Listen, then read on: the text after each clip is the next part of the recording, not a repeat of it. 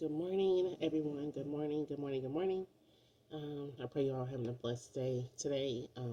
Happy Sukkot. I finally figured out the right way to say it. It's not Sukkot, it's Sukkot. So, happy Sukkot to everyone that is celebrating, and I pray that you all have had a blessed celebration thus far.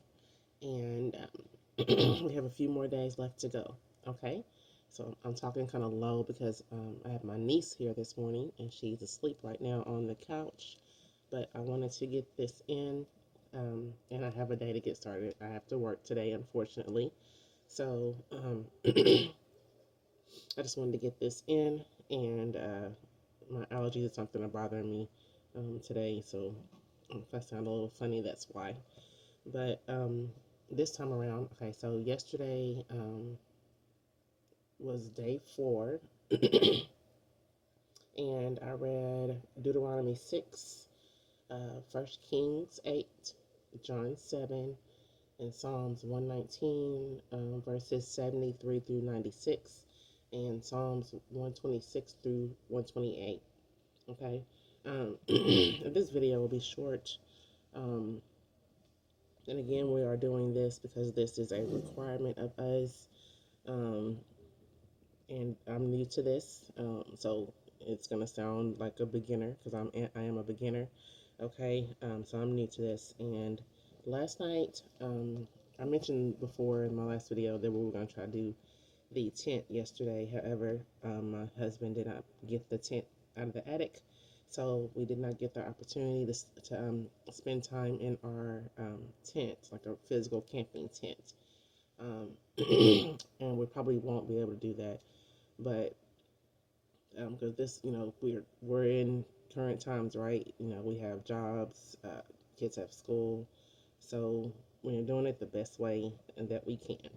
So last night, and he kind of messed my whole day up because he took the kids fishing, and so I didn't really get a chance to. And he took them out to eat after that, so really didn't get a chance to do the dinner or anything, but I did get to read the scriptures. I did the blessing with I think this is correct, lulav, and the ergo. So I did that, and then I read the scriptures. Okay, I did some prayer, and that last night that was about it because we had to prepare for school.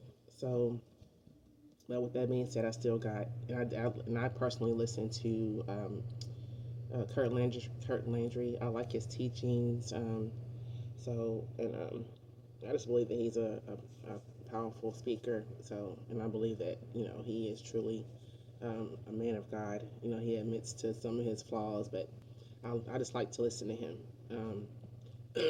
So I listened to him last night for a little bit afterwards. So I kind of got my fill in of the celebration online. Okay, so as I was reading uh, the scriptures this time around, there's still something to learn in it, right?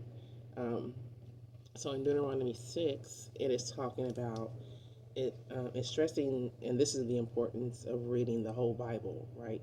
Because even though we're only focusing on Deuteronomy 6, you don't understand Deuteronomy 6 without reading Deuteronomy 5, right? So Deuteronomy 6 stresses the importance of keeping the Ten Commandments, which are stated in verse 5. Okay? So in 6 it says, let's go over the Ten Commandments first, right? So in chapter 5 it says, and I'm just going to read the Ten Commandments, right? And this is in my Jewish Bible. Okay? So it says, then Moshe called to all Israel and said to them, listen, Israel, to the laws and rulings which I am announcing in your hearing today, so that you will learn them and take care to obey them. Adonai, our God, made a covenant with us at Horeb. Adonai did not make this covenant with our fathers, but with us who are all of us here alive today. Adonai spoke with you face to face from the fire on the mountain. At that time, I stood between Adonai and you. And okay, I'm back. I was in the middle of recording and my phone just cut off because I ran out of space. So I had to delete a bunch of stuff. But anyway, I was reading chapter 5, talking about the Ten Commandments. Because the verse that I was required to read on day 4 was Deuteronomy 6. So I'm going to read Deuteronomy 5 because Deuteronomy 6 is tied to Deuteronomy 5. Okay? So it says, I'm not going to go back to where I was at, but I'm going to go back to where I stopped. Okay, so at that time, I stood between Adonai and you in order to tell you what Adonai was saying, because on account of the fire, you were afraid and wouldn't go up onto the mountain, he said. So here he goes into the Ten Commandments. He says, I am Adonai your God, who brought you out of the land of Egypt, where you lived as slaves. You are to have no other gods before me. You are not to make for yourselves a carved image or any kind of representation of anything in heaven above, on the earth beneath, or in the water below the shoreline. You are not to bow down to them or serve them, for I, Adonai your God, am a jealous God, punishing the children for the sins of the parents, also the third and fourth generation of those who hate me, but displaying grace to the thousandth generation of those who love me and obey my mitzvot, or commandments. You are not to misuse the name of Adonai your God, because Adonai will not leave unpunished someone who misuses his name. Observe the day of Shabbat, to set it apart as holy, as Adonai your God ordered you to do. You have 6 days to labor and do all your work. But the seventh day is a Shabbat for Adonai your God. On it, you are not to do any kind of work, not you, your son or your daughter, not your male or female slave, not your ox, your donkey, or any of your other livestock, and not the foreigner staying with you inside the gates to your property, so that your male and female servants can rest just as you do. You are to remember that you were a slave in the land of Egypt, and Adonai your God brought you out from there with a strong hand and an outstretched arm. Therefore, Adonai your God has ordered you to keep the day of Shabbat. Honor your father and mother, as Adonai your God ordered you to do so that you will live long and have things go well with you in the land Adonai your God is giving you. Do not murder. Do not commit adultery. Do not steal. Do not give false evidence against your neighbor. Do not covet your neighbor's wife. Do not covet your neighbor's house, his field, his male or female slave, his ox, his donkey, or anything that belongs to your neighbor. Okay? So those are the commandments, right? And then Deuteronomy 6 goes into basically stressing the importance of keeping the commandments, okay? So in it, he's basically saying Moses, or Moshe, is saying that when God brought you, or when Adonai brought you out into the land that he promised you, he's saying to do what is right and good in the sight of Adonai, so that things will go well with you. And you will enter and possess the good land Adonai swore to your ancestors, expelling all your enemies ahead of you, as Adonai said. That's in verse 18. Okay? And in 20, it says, someday your children will ask you, what is the meaning of the instructions, laws, and rulings which Adonai our God has laid down for you? Then you will tell your children, we were slaves to Pharaoh in Egypt, and Adonai brought us out of Egypt with a strong hand.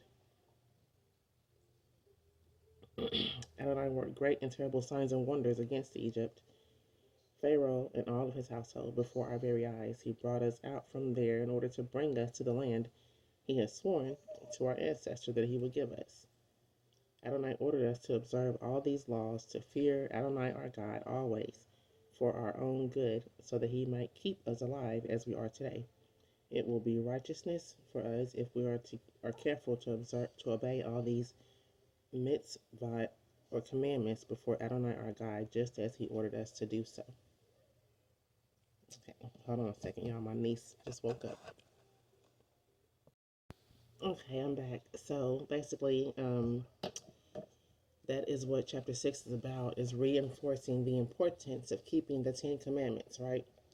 And we are to explain these things to our children, right? To our children and our grandchildren, just reinforcing the fact that Adonai did free us from slavery, right? Our ancestors from slavery, and we are going to receive the promises that he promised to our ancestors, right? So that it was a chapter 6. I'm just reinforcing the importance of keeping the 10 commandments. Then I read 1 Kings 8, okay, and that was about the building of the temple in Jerusalem, and King Solomon, um, the son of David, I believe, um, uh, was the one that built the temple with God's blessing, because he put it exactly where God wanted him to put it, right, right there in Israel, in Jerusalem. So he built the first temple in Jerusalem with God's blessing. It was a monumental moment in history. Okay, and what it was built for the kingdom of Judah, right, the tribe of Judah. Um, so, but anybody who came to this temple, because it was going to be known, right, it was going to become known in the area. Anyone who came to that temple and acknowledged Adonai, as God, prayed to him, and basically made their pleas known to him about their sins, um, that he would hear their prayers and forgive them of their sins. Solomon did a powerful prayer just for that, for the temple to be used for that purpose, right? So that one was all about building the temple, and that was built in 957 BC. It says BCE, but BC. But that was the whole purpose of the temple, right? It was to basically be used as a place where the people could go and pray, right? So it was destroyed in 587 or 586. Um, but again, it was, like I said, a monumental moment in history, um, and it was, God blessed it, right? He blessed it. Okay, but that was really all First King was about. It was just about the promises again, to David and King Solomon, building the temple and blessing Israel. He also blessed Israel after it was built, right? Um, so then I read John 7. That's just something that we just needed to know, like for history, right? Because we know that the temple was destroyed. We also know that the prophecy regarding rebuilding the temple, okay? But I'm not going to go into any of that today. So then I read John 7. And John 7 was about when Jesus was walking the earth, okay, in the New Testament. And basically, the title, basically, the whole sum of it was his time was not yet. Okay, it was not time for him to die. It was not time for him to be arrested or to be killed. But him and I guess the disciples were going into Judea, but he stayed back for a bit and sent them forward. And they were basically saying, why don't you go and show the people your miracles and what you can do? And he basically said, it's not my time. He said, but you can do that. You can go do that. You can, but I can't, because it's not my time yet. So he sent them forward. They went to Judea, and he went there also, but he went in secret and just sat back for 3 days and observed. And then he actually appeared halfway through, because it was Sukkot then. And he appeared halfway through the festival and started teaching, right? And that was when basically when the Judeans, started questioning him, and just saying, like, basically saying, who do you think you are, right? And let me pull it up in my Bible here.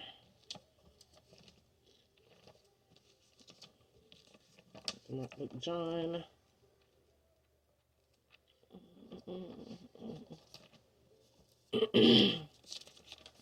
So, and they basically were saying, let's see, where's it at? Oh, okay. So Jesus was teaching, and he was saying,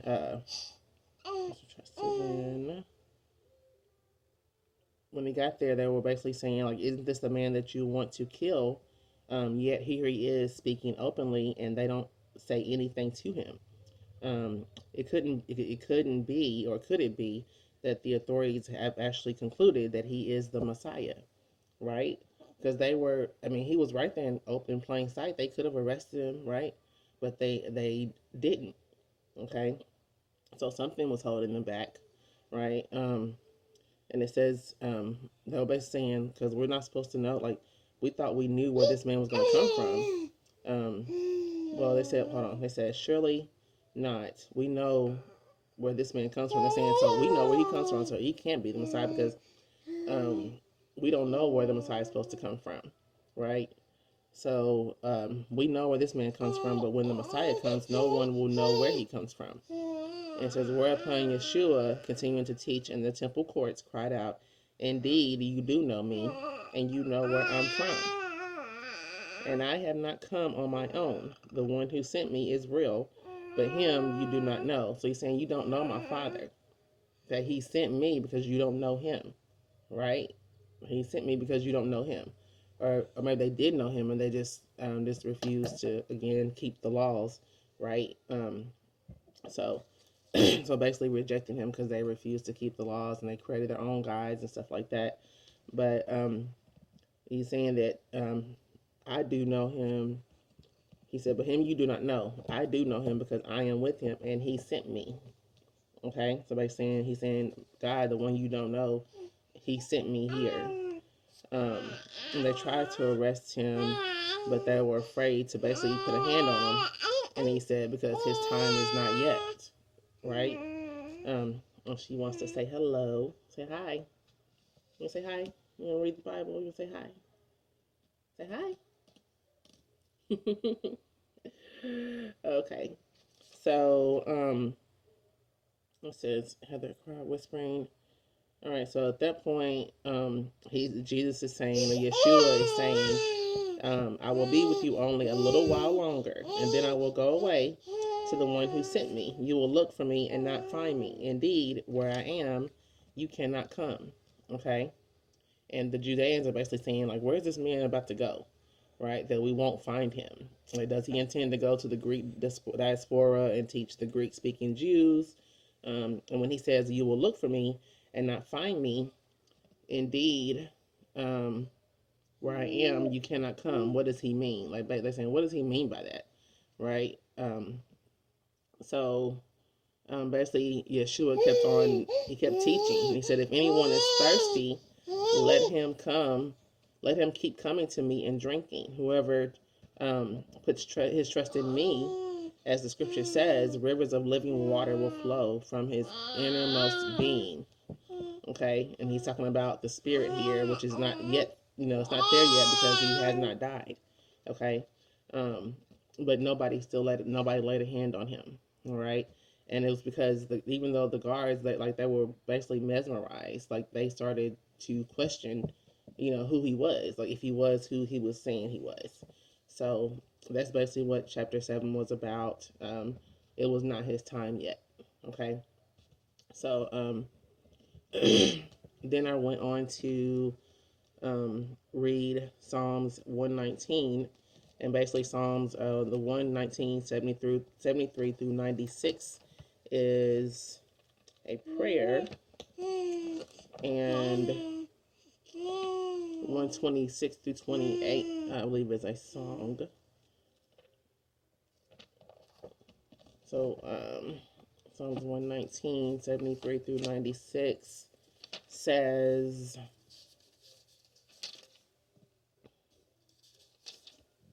we're going to get to it, okay? We're going to get to it. It's right here. All right, it says, your hands, this is 73. Your hands made and formed me. Give me understanding so I can learn, basically learn your commandment. It says mitzvah, but commandment. Those who fear you rejoice at the sight of me, because I put my hope in your word. I know, Adonai, that your rulings are righteous, that even when you humble me, you are faithful. Let your grace comfort me. In keeping with your promise to your servant, show me pity, and I will live. For your Torah is my delight. Let the proud be ashamed, because they wrong me with lies. As for me, I will meditate on your precepts. Let those who fear you turn to me, along with those who know your instruction. Let my heart be pure in your laws, so that I won't be put to shame. I am dying to know your salvation. My hope is in your word. My eyes fall from watching for your promise. I ask, when will you comfort me? For I have shriveled like a wineskin in a smoky room. Still, I don't forget your laws. How long can your servant stay alive? When will you bring judgment on my persecutors? The arrogant have dug pits for me to fall in. This is not in keeping with your Torah. All your mitzvot show your faithfulness. They are hounding me with lies. Help me. They have nearly ended my life on earth, but I have not abandoned your precepts. In keeping with your grace, revive me, and I will observe your spoken instructions. Your word continues forever, Adonai, firmly fixed in heaven. Your faithfulness through all generations, you established the earth, and it stands. Yes, it stands today. In keeping with your rulings, for all things are your servants. If your Torah had not been my delight, I would have perished in my distress. I will never forget your precepts, for with them you have made me alive. I am yours. Save me, because I seek your precepts. The wicked hope to destroy me, but I focus on your instruction.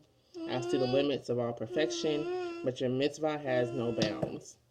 Okay, so that's 119, Psalms 119, 73 through 96. And then I read 126 through 128. And again, this reading plan, y'all, is if you go on my community page, the community tab, I have it right there posted. It's a 7-day reading plan specifically for Sukkot. Okay, so 126 through 128. It says, when Adonai restored Zion's fortunes, we thought we were dreaming. Our mouths were full of laughter. And apparently she's full of joy this morning. Okay? And our tongues shouted for joy. Among the nations it was said, Adonai has done great things for them. Adonai did do great things with us, and we are overjoyed. Return our people from exile, Adonai, as strings filled with Vadis. I think that says Vadis. I don't know that word. Filled Vadis in the Negev.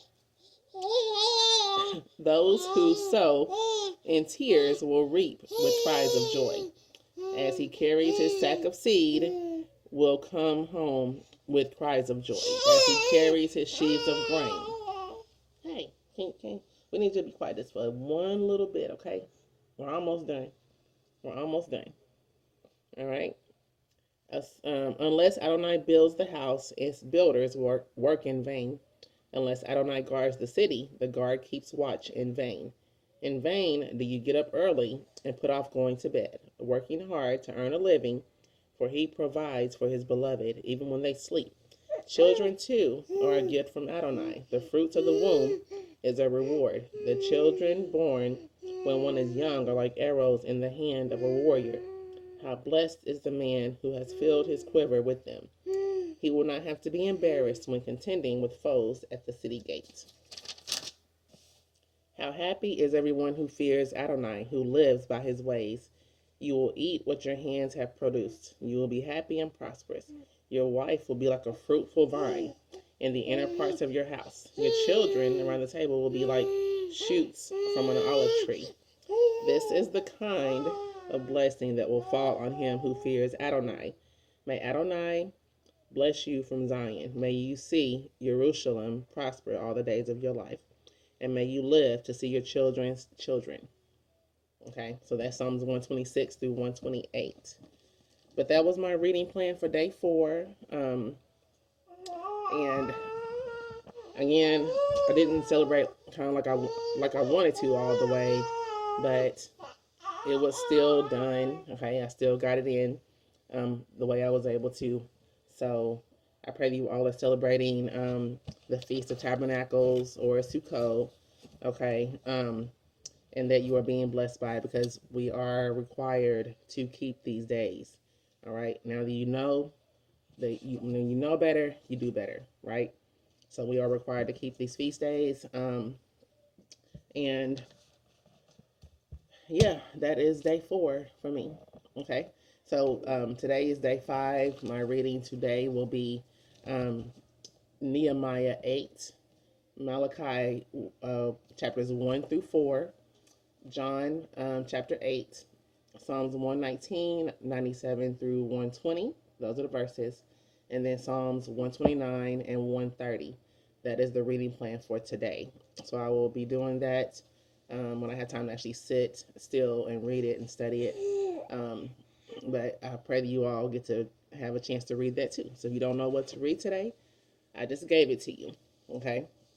So an ending.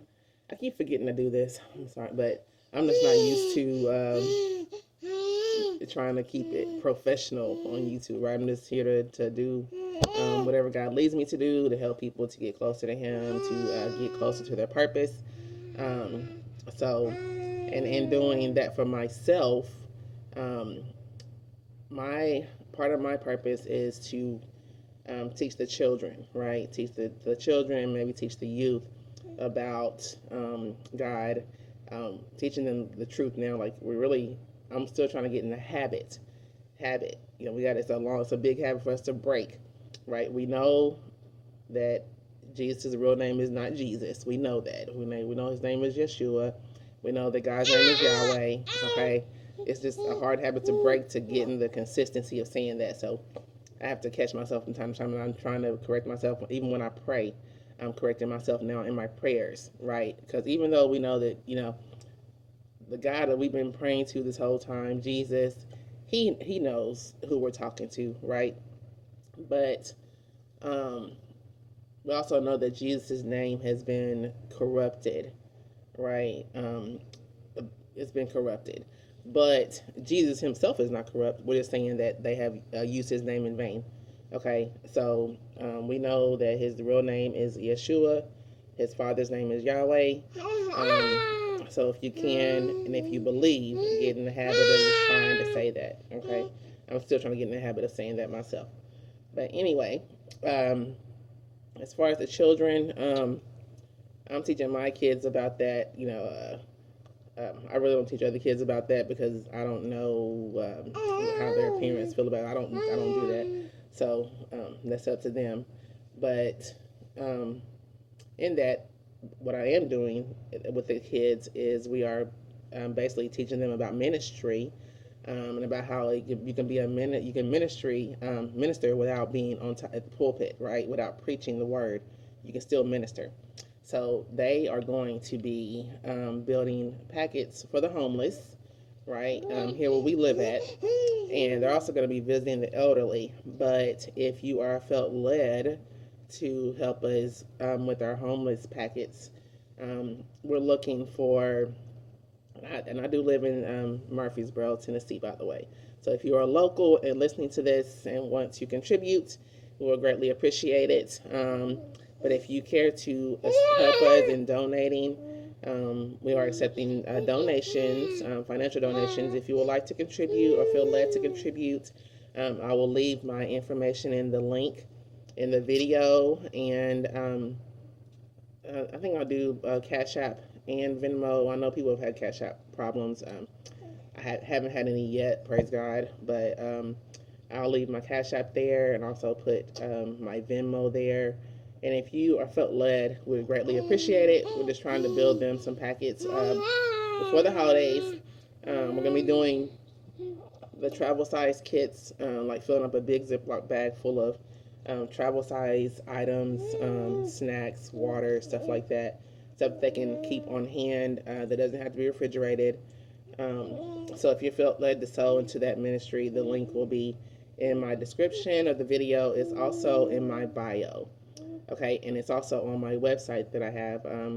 It's called unapologeticrefining.com. So unapologeticrefining.com. That's my website, and there's also a link there where you can donate as well on the homepage. All right. So I pray you all have a blessed and a glorious day. Again, happy Sukkot. Continue celebrating, and we just raise up the name of our Father Yahweh and His Son Yeshua, and we ask that He continue to bless us and keep His hand over us and cover us under Psalms 91. That no viruses, no illness, no pestilence, nothing no harm should come to harm us in the mighty name of Yeshua. And we ask that we just be covered in the blood of Yeshua, right? And stay protected at all times, and put our angels to war, fighting every battle seen and unseen in the spiritual and natural realm. And continue to pray over the children, over the school systems, over the entire earth, your communities where you live, your neighborhoods, your home, your state, your city. Okay? And just pray against the things that are coming upon this earth. And pray that you are covered and protected, and you have the grace and the mercy of God upon you. Okay? So you all have a blessed day. Goodbye. Bye-bye.